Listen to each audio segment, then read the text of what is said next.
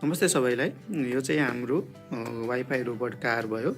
अब चाहिँ यसमा हामी आइआर सेन्सरलाई चाहिँ युज गर्छौँ। यो चाहिँ हाम्रो आइआर सेन्सर भयो। आइआर सेन्सर भनेको चाहिँ तपाईँको कुनै पनि अब्स्टेकललाई चाहिँ यसले डिटेक्ट गर्ने भयो।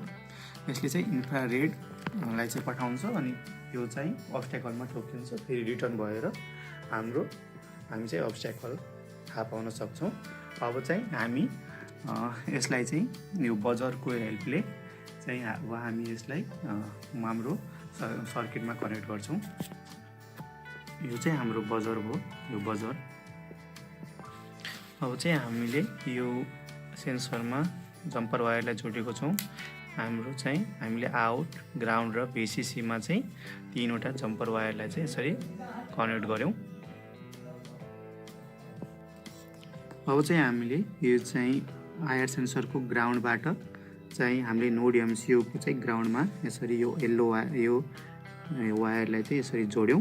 त्यो रेड वायरलाई चाहिँ जोड्यौँ। यो चाहिँ ग्राउन्ड भयो। जी लेखेको चाहिँ यो ग्राउन्ड हो। त्यसको सिधा चाहिँ हाम्रो यो रेड वायर छ। यसको ग्राउन्डलाई यसको ग्राउन्डमा कनेक्ट गऱ्यौँ र यहाँबाट चाहिँ VCCलाई चाहिँ हामीले भिनमा कनेक्ट गऱ्यौँ र त्यसै गरी आउटलाई चाहिँ हामीले D2 पोर्टमा चाहिँ यसरी कनेक्ट गरेको छौँ। अब हेर्नुहोस् है, जस्तै अब मैले यसरी हात देखाएँ भने यसमा यो बत्ती बल्ने भयो, रातो बत्ती बल्ने भयो। यसमा मैले अरू अब्स्टेकलहरू पनि राख्न सक्छु। जस्तै मैले यो अब्स्टेकल दिए पनि यसमा चाहिँ तपाईँको त्यो रातो बत्ती बल्ने भयो, हटायो भने यस्तो। अब चाहिँ हामीले चाहिँ यो बजरमा चाहिँ तपाईँको पोजिटिभ साइड भयो र उता चाहिँ जो चाहिँ बजरको ठुलो खुट्टा हुन्छ त्यो पोजिटिभ हुन्छ र सानो पछाडिको पिन सानो हुन्छ। बजरको पोजिटिभलाई चाहिँ हामीले यसरी D0मा चाहिँ कनेक्ट गरेको छौँ, D0मा, र बजरको नेगेटिभलाई चाहिँ हामीले ग्राउन्डमा, यो चाहिँ ग्राउन्ड भयो, ग्राउन्डमा कनेक्ट गरेको छौँ। अब हेर्नुहोस् है, कुनै पनि अब्स्टेकल आयो भने यसरी बत्ती पनि बल्छ र यहाँ चाहिँ बजर पनि बल्ने भयो। हामीले कुनै पनि अब्स्टेकल चाहिँ यसरी राखेर हामीले चाहिँ अब्स्टेकललाई डिटेक्ट गर्न सक्ने भयौँ। हामीले जुनसुकै अब्स्टेकललाई चाहिँ लिएर यसमा चाहिँ हामी डिटेक्ट गर्न सक्छौँ।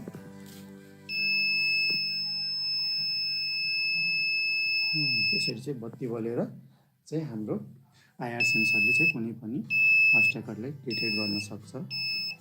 पिन चाहिँ हाम्रो अगाडि जस्तै हुन्छ र यसमा चाहिँ हामीले आइआर पिन भनेको आइआर सेन्सर भयो, त्यसलाई चाहिँ D2 डिक्लेयर गरेको छौँ र त्यस्तै गरी बजर पिनलाई चाहिँ D0 यसरी डिक्लेयर गरेको छौँ।